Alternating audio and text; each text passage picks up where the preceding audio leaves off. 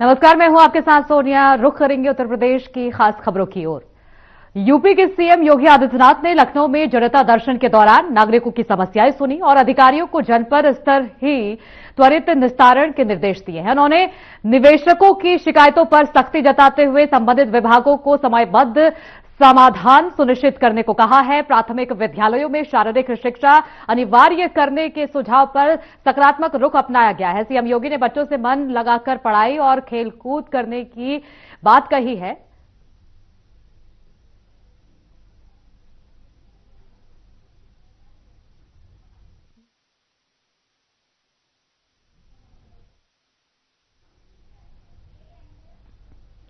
सपा प्रमुख अखिलेश यादव ने press conference की। उन्होंने क्या कुछ कहा, आपको सुनाते हैं।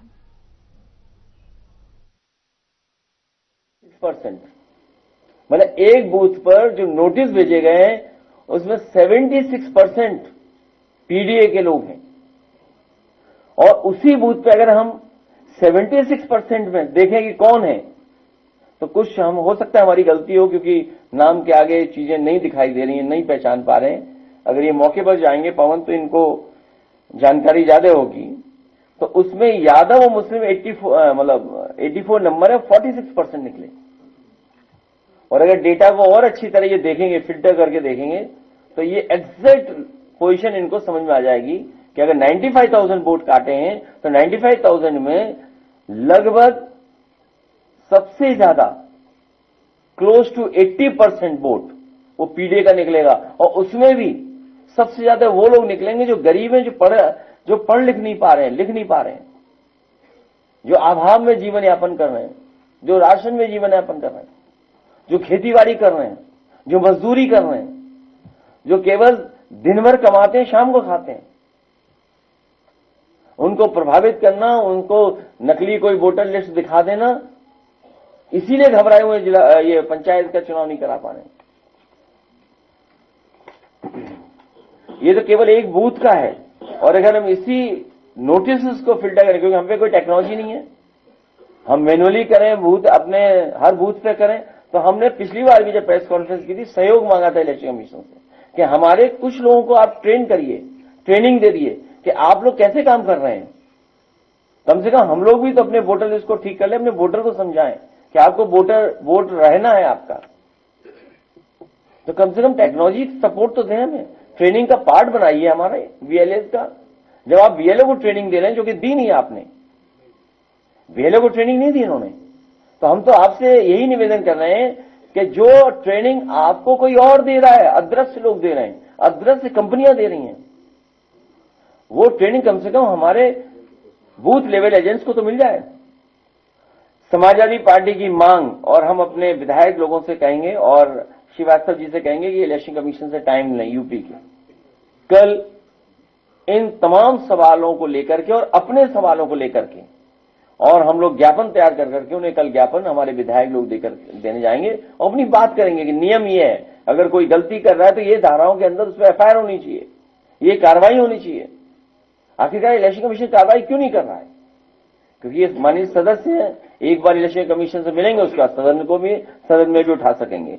फॉर्म 7 से नाम हटाने की प्रक्रिया केवल सरकारी बीएलओ द्वारा शुरू की जाए, कहीं और से नहीं आनी चाहिए। बीएलओ करे और वो भी ग्राउंड पर रह करके करे। किस विधानसभा, किस बूथ पर किसके नाम से फॉर्म 7 जमा हुआ है, इसका डेटा प्रतिदिन सामने किया जाए। श्रीवास्तव जी सामने कर रहे हैं कि नहीं कर रहे हैं पर डे? ये क्यों छिपा रहे हैं? आखिरकार क्यों छिपा रही हैं?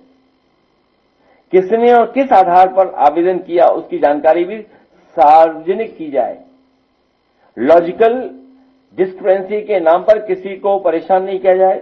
शहर में काम करने वाले आदमी के पास इतना समय नहीं होता कि वे बता सके कि उसके नाना नानी की आयु में 40 साल का अंतर क्यों है, अगर ये डिजिटल एरर है तो क्यों है।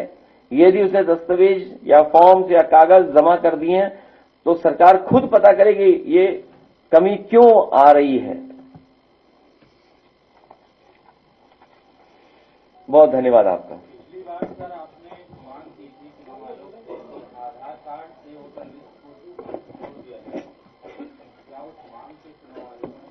कल विधायक लोग जाएंगे, जब चर्चा करेंगे उनसे, तो बहुत सी अपने सुझाव भी देंगे। कौन?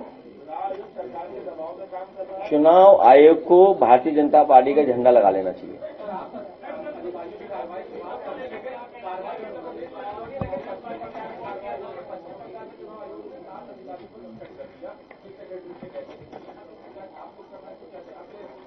हमें उम्मीद है कि यहां पर भी कार्रवाई होगी, क्योंकि इलेक्शन कमीशन पे तो भरोसा आपको करना ही पड़ेगा। उत्तर प्रदेश के मुख्यमंत्री योगी आदित्यनाथ ने एक्स पर शिवरात्रि की शुभकामनाएं दी। ट्वीट कर लिखा कि महाशिवरात्रि स्नान पर्व के साथ माघ मेला 2026 का समापन हुआ, जिसमें अंतिम स्नान पर्व पर 40 लाख से अधिक श्रद्धालुओं ने पुण्य की डुबकी लगाई। योगी ने आगे लिखा कि इस बारे में 22 करोड़ से अधिक लोगों ने स्नान किया और सुरक्षित आयोजन की सराहना करते हुए उन्होंने भीड़ प्रबंधन और बहुत तेज से सुरक्षा व्यवस्था का मॉडल सफल बताया। और क्या कुछ कहा उन्होंने, सुनिए।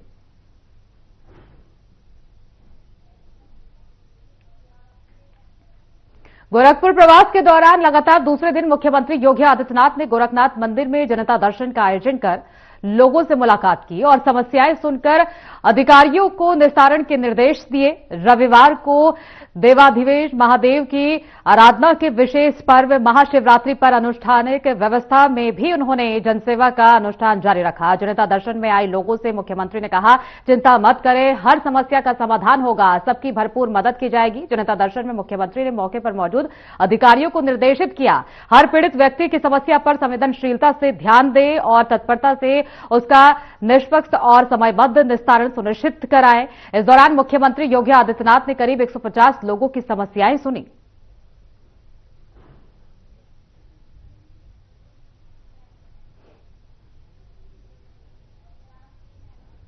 पेंशन एवं पेंशन भोगी कल्याण विभाग पेंशन भोगियों की सुविधा के लिए डिजिटल प्लेटफॉर्म पर सक्रिय है। विभाग यूट्यूब, फेसबुक और एक्स पर पेंशन संबंधी जानकारी, नियम, प्रक्रियाएं और लाभ सरल तरीके से साझा करना है। यूट्यूब चैनल पर छोटे वीडियो में आम सवालों के जवाब दिए जाते हैं, जिससे पेंशन भोगियों के शंकाओं का समाधान होता है। फेसबुक पेज पर जागरूकता सामग्री और अपडेट नियमित साझा किए जाते हैं। ट्विटर पर समय पर पोस्ट और अंतर मंत्रालयीय टैगिंग से व्यापक पहुंच सुनिश्चित की जाती है। ये बहु प्लेटफॉर्म रणनीतिक पेंशन भोगियों को सशक्त बनाती है और शिकायत निवारण में मदद करती है।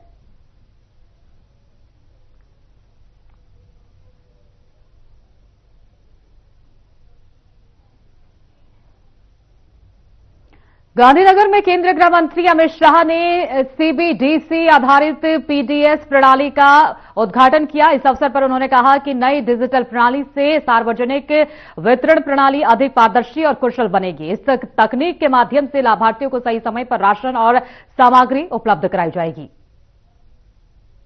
शब्द प्रयोग करता हूं और 11 साल पीछे देखकर मुड़कर देखते हैं तो इस देश में हम कल्पना नहीं कर सकते। आज तो 60 करोड़ लोग ऐसे थे जिनके परिवार में एक भी बैंक अकाउंट नहीं था। आप कल्पना कर सकते हैं 60 करोड़ लोग ऐसे थे जिनके घर में पूरे परिवार में एक भी बैंक अकाउंट नहीं था। और आज यही भारत 11-12 सालों के बाद नरेंद्र मोदी जी के नेतृत्व में दुनिया के आधे डिजिटल ट्रांजैक्शन भारत में हो रहे हैं। इसका मतलब है दुनिया में 2 डिजिटल ट्रांजैक्शन होते हैं तो उसमें से एक भारत में होता है। एक और पूरी दुनिया के ट्रांजैक्शन और एक और भारत के ट्रांजैक्शन। ये परिवर्तन केवल 11-12 साल के अंतराल के अंदर आया है और आज वही डिजिटल इंडिया गरीबों को सस्ता अनाज देने के क्षेत्र में पदार्पण कर रहा है। मैं प्रहलाद जोशी जी को बहुत बहुत बधाई देना चाहता हूं, क्योंकि मुझे मालूम है कि काम कितना कठिन था, मगर reserve bank of India, food corporation of India, सारी राज्य सरकारें, भारत सरकार के मैती डिपार्टमेंट के साथ, इस सभी के साथ संकलन कर एक leak proof system Prahlad ji के नेतृत्व में मोदी जी के माध्यम से आज देश को लोकार्पित किया जा रहा है। मैं मानता हूं कि यह पद्धति से गरीबों को राशन देने का जो हमारी पद्धति है खाद्य और आपूर्ति मंत्रालय का, उसमें से संपूर्ण रूप से भ्रष्टाचार का उन्मूलन हो जाएगा और पारदर्शी तरीके से गरीबों को अनाज मिलने की शुरुआत होगी। देश के कई हिस्से ऐसे हैं, कई माओवादी क्षेत्र जो पहले थे वहां पर नॉर्थ ईस्ट के अशांत क्षेत्रों में, गरीब क्षेत्रों में, और जो कहा आकांक्षी जिले हैं जो आज भी पिछड़े रह चुके थे, वो जिलों में 5 किलो अनाज पारदर्शिता के साथ गरीब के पास नहीं पहुंचता, क्योंकि उसको मालूम ही नहीं है कि मोदी जी दिल्ली से मेरे लिए 5 किलो अनाज भेज रहे। बीच में सिस्टम का कोई बिचौलिया ये अनाज को चाऊ कर जाता था, मगर आज कोई उंगली भी नहीं डाल पाएगा। सीधा डिजिटल तरीके से उसको अपना अधिकार मिलने की व्यवस्था हो जाएगी। जिस तरह से डीबीटी ने इस देश में से 15 लाख करोड़ से ज्यादा घपले घोटाले को समाप्त कर दिया, इसी तरह से खाद्य आपूर्ति मंत्रालय का एक कदम आने वाले दिनों में ट्रांसपेरेंट डिस्ट्रीब्यूशन सिस्टम सुनिश्चित करेगा, उसका मुझे भरोसा है। और नरेंद्र मोदी जी का जो मंत्र है मिनिमम गवर्नमेंट मैक्सिमम गवर्नेंस, उसको आज जमीन पर उतारने का काम एक नए क्षेत्र के अंदर हो रहा है। टेक्नोलॉजी और मोदी जी की मानवों के प्रति संवेदना, गरीबों के प्रति भावना, शुद्धता और सच्चाई, ये दोनों का एक अद्भुत संगम आज यहां पर देखने को मिलेगा।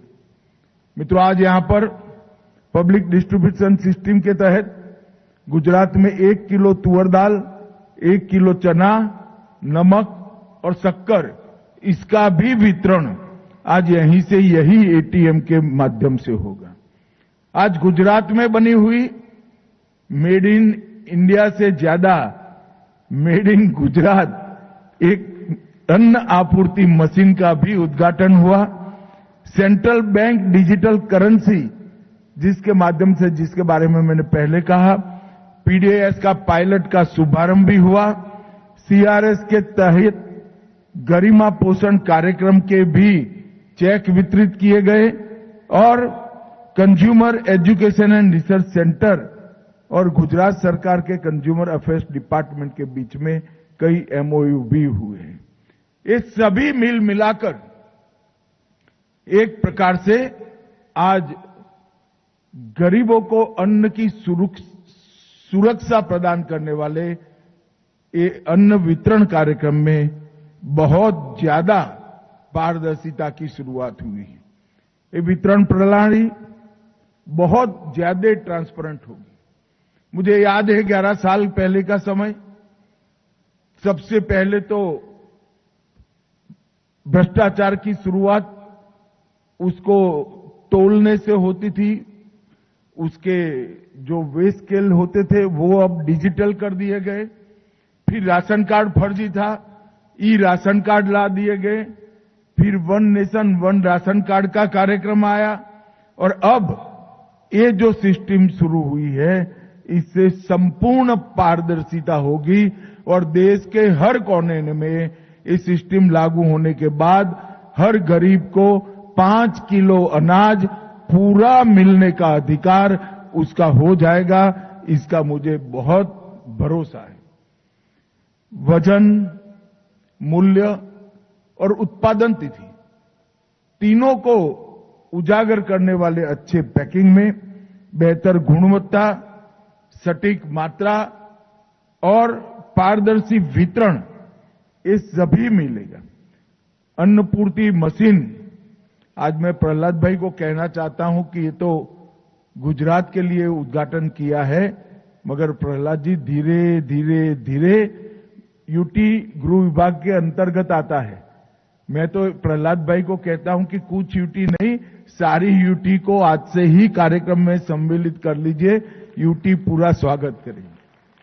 और धीरे धीरे कश्मीर से कन्याकुमारी और द्वारिका से कामाख्या तक ये विशाल देश के अंदर यही सिस्टम को आगे ले जाना चाहिए।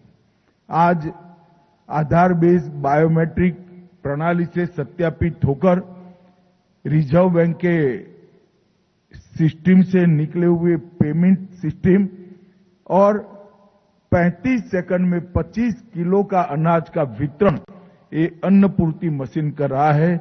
इसको सीबीडीसी के साथ भी, सेंट्रल बैंक डिजिटल करेंसी के साथ भी अलाइन किया गया है और राज्य सरकारों के साथ भी अलाइन किया गया है। एक प्रकार से पूर्ण सुरक्षित, पारदर्शी और एक प्रकार से गरीबों के अधिकारों की सुरक्षा करने वाला ये पद्धति जिसका शुरू हो रहा है, मुझे विश्वास है कि 3-4 साल के कम अंतराल के अंदर ही पूरे देश के हर राज्य में इसको जमीन पर पहुंचाने का काम पूरा कर दिया जाएगा। मित्रों, जैसे पहले मैंने कहा, नरेंद्र मोदी जी ने डिजिटल इंडिया के माध्यम से ढेर सारा पारदर्शिता गांवों तक पहुंचाया है। जब कांग्रेस की सरकार थी तब 500 गांवों में ही कनेक्टिविटी पहुंची थी। आज 1,07,000 गांवों में कनेक्टिविटी पहुंचाने का काम समाप्त कर दिया। और डीबीटी के साथ साथ अभी प्रहलाद जी जिक्र कर रहे थे, मैं भी था, प्रहलाद जी भी थे, जो थे वो बड़े भावुक होकर मोदी जी के उद्गार को देख रहे थे जब उन्होंने 2014 में कहा था कि मेरी सरकार गरीबों की, पिछड़ों की, दलितों की, आदिवासियों की सरकार है और मेरी सरकार पर सबसे पहला अधिकार इस देश के गरीब, पिछड़ा, आदिवासी और दलितों का है। और आज पीछे मुड़कर देखते हैं तो 81 करोड़ लोगों को मुफ्त राशन, प्रति व्यक्ति प्रति माह 5 किलो राशन मिल रहा है। और आज इसमें ट्रांसपेरेंट सिस्टम को भी इंट्रोड्यूस कर रहे हैं। 81 करोड़ लोगों को खाद्य सुरक्षा, पूरे यूरोपियन यूनियन की आबादी से 4 गुना ज्यादा लोगों को खाद्य सुरक्षा देने का कार्यक्रम है। और ये खाद्य सुरक्षा अब ट्रांसपेरेंट हो। सिर्फ खाद्य सुरक्षा नहीं, 4 करोड़ लोगों को घर देने का काम नरेंद्र मोदी जी पूरा कर चुके हैं। खबरों में आगे बढ़ेंगे। गोरखपुर में कल्याण मंडपम का लोकार्पण एवं EWSLIG श्रेणी के आवंटियों को प्रमाण पत्र वितरित किए गए। कार्यक्रम का आयोजन किया गया था जिसमें सीएम योगी आदित्यनाथ ने शिरकत की। इस मौके पर सीएम योगी ने सभा को संबोधित भी किया। कल्याण मंडपम के लोकार्पण कार्यक्रम में मंच पर उपस्थित गोरखपुर के लोकप्रिय सांसद श्री रविकिशन शुक्ला जी, महापौर डॉक्टर मंगलेश श्रीवास्तव जी, उपाध्यक्ष राज्य महिला आयोग श्रीमती चारू चौधरी जी, माननीय विधायकगण श्री विपिन सिंह जी, श्री फतेह बहादुर सिंह जी, महेंद्र पाल सिंह जी, श्री प्रदीप शुक्ला जी, डॉक्टर विमलेश पासवान जी, श्री राम चौहान जी,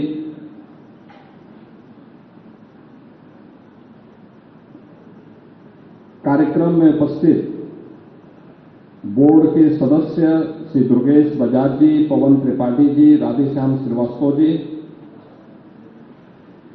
स्थानीय पार्षद श्री राजेश कुमार जी, इस क्षेत्र के वरिष्ठ समाजसेवी श्री चंद्रसेन सिंह जी, कालीबाड़ी के महंत जी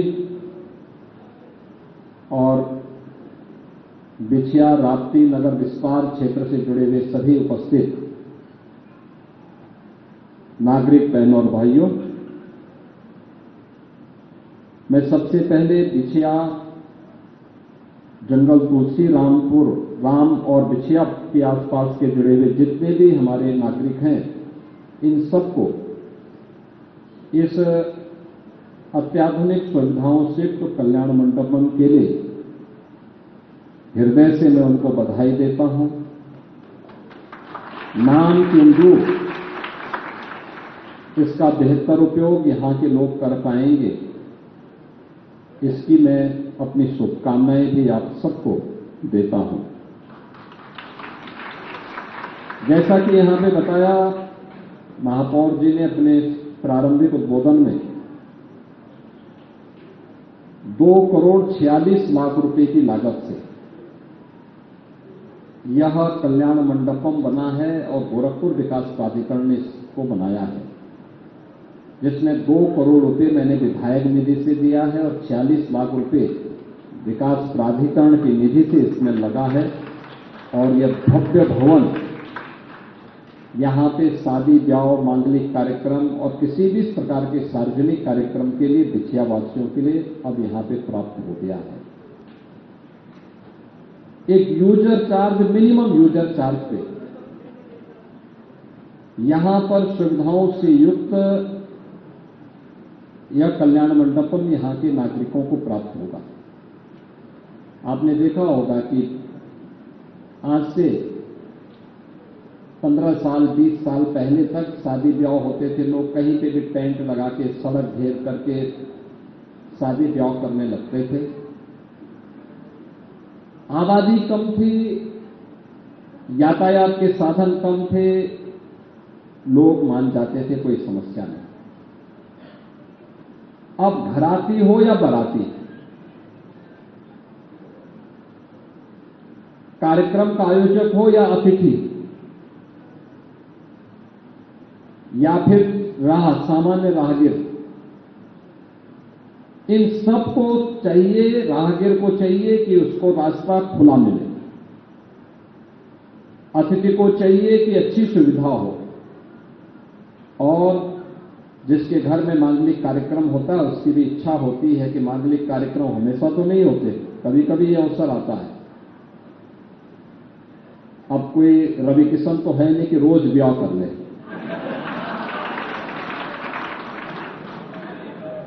नहीं, फिल्मों में है ना, तो फिल्मों में तो कभी भी व्यक्ति कर सकता है। सामान्य लोगों के लिए तो जीवन में एक ही बार होता है, और इसलिए वे सभी चाहते हैं कि एक ही बार जब ये अवसर मिलना तो ठीक ठाक विवाह की व्यवस्था हो, अच्छी जगह में हो। हर व्यक्ति महंगा होटल पे नहीं ले सकता, और हर व्यक्ति रवि किशन की तरह शीश महल भी नहीं बना सकता। देखो सही है कि नहीं है? अच्छा, रवि किशन यहां पे क्या सप्ताह में एक बार आ जाते हैं कि नहीं आते हैं?